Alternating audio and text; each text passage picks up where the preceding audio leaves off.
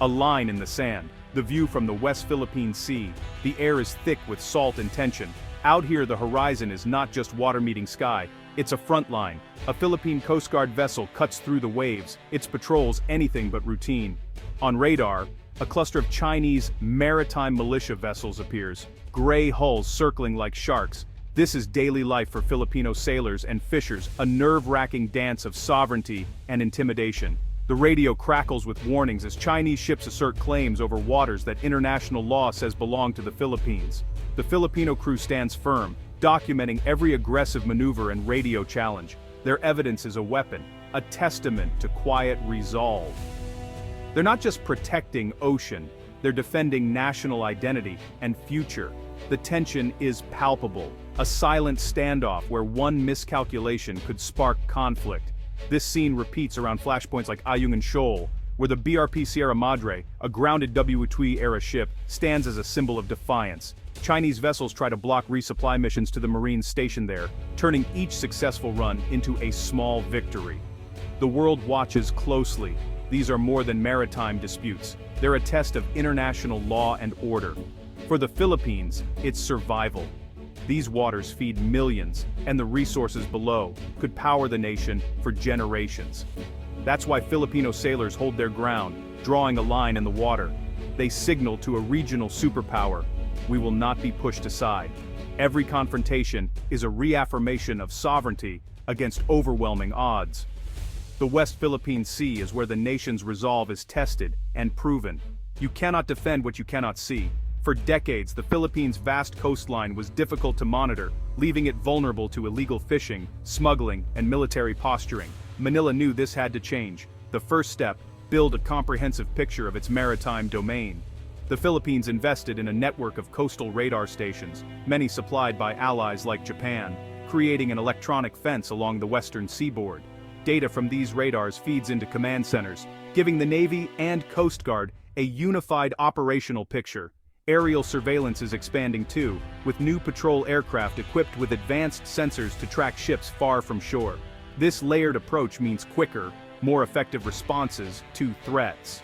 Crucially, the Philippines is not alone. Intelligence sharing with allies, especially the US, provides access to satellite imagery and advanced surveillance. This multinational grid sends a clear message. Shamotri, your actions are being watched by a coalition committed to a free and open Indo-Pacific.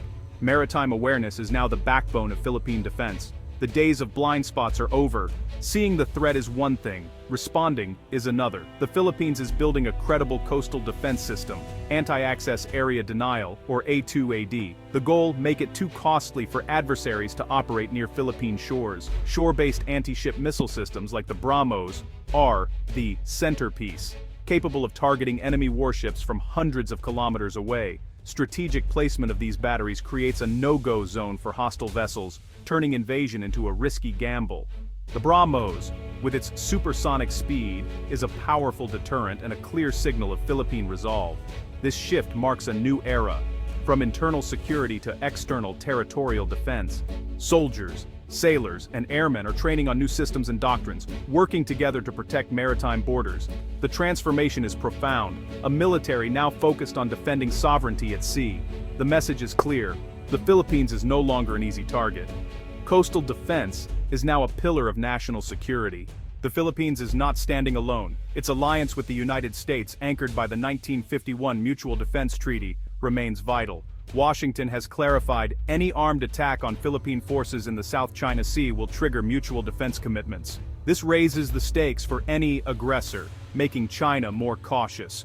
U.S. Navy warships regularly conduct freedom of navigation operations, challenging China's claims and reinforcing international law. Joint military exercises like Balikatan have grown in scale, improving interoperability and sending a strong signal of unity. The U.S. also provides military aid, equipment, and advanced training, helping modernize the Philippine armed forces.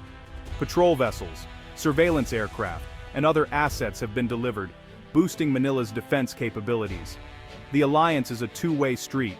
A stronger Philippines is a more effective partner for the U.S.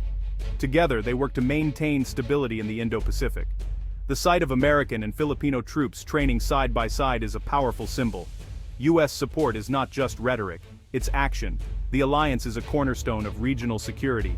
Beyond the U.S., the Philippines is building a network of security partnerships, especially with Japan and Australia. Japan, facing its own disputes with China, has provided the Philippine Coast Guard with modern patrol vessels and coastal surveillance radars. These ships are now the backbone of Philippine patrols, standing up to Chinese harassment. Australia too has deepened defense ties, supplying equipment and training, and supporting the Philippines' legal position in the South China Sea. Australian naval vessels join joint patrols, demonstrating commitment to freedom of navigation. Trilateral and quadrilateral exercises with the US, Japan, and Australia create a united front. Intelligence sharing and coordinated diplomacy make it harder for China to intimidate. This web of partnerships is a defining feature of regional security. For the Philippines, it means material support and crucial diplomatic reinforcement. The pushback against coercion is now a broad international effort.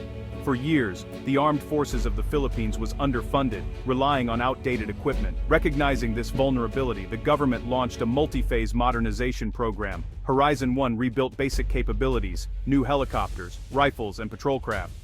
Horizon 2 shifted focus to external defense, acquiring FA-50 fighter jets and missile-capable frigates. These assets provide credible, multi-layer defense the AFP lacked a decade ago. Horizon 3 aims even higher. More fighters, submarines, and shore-based missiles to solidify anti-access strategies.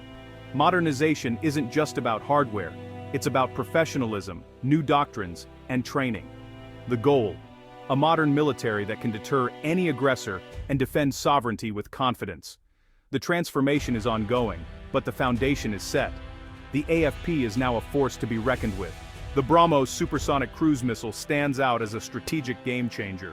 Its speed, nearly 3 times the speed of sound, makes it nearly impossible to intercept. Launched from land, it can threaten hostile ships hundreds of kilometers away, controlling key sea lanes. For adversaries, operating within its range is a dangerous gamble. The BrahMos gives the Philippines a powerful asymmetric advantage, forcing larger navies to think twice. Its acquisition also strengthens ties with India, diversifying defense partnerships. The BrahMos effect is both military and geopolitical. It signals a new era of proactive regional security cooperation. Military modernization is only part of the Philippines' strategy. The 2016 arbitral tribunal ruling under UNCLOS invalidated China's sweeping claims, giving Manila legal and moral high ground. Every Philippine action in the West Philippine Sea is backed by this historic ruling. Assertive transparency is key.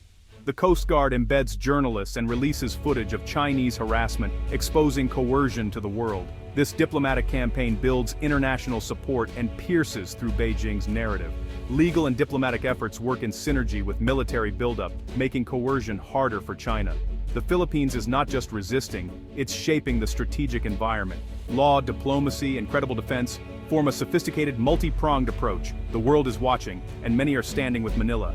The Philippines' path is not easy, but it's essential for regional stability. By building defense capabilities and alliances, Manila sends a clear message: it will not be bullied. Its deterrence strategy is a model for other Southeast Asian nations. Smart investments in asymmetric capabilities and broad coalitions help level the playing field. The goal is peace, not conflict. Credible deterrence prevents war and creates space for diplomacy. The AFP's modernization and alliances are defensive, preserving the status quo and international law. The challenge ahead: maintain momentum and keep building on this foundation. From tense standoffs at sea to diplomatic corridors worldwide, the Philippines is forging a new destiny. It stands as a sovereign nation, an anchor of stability in a turbulent region.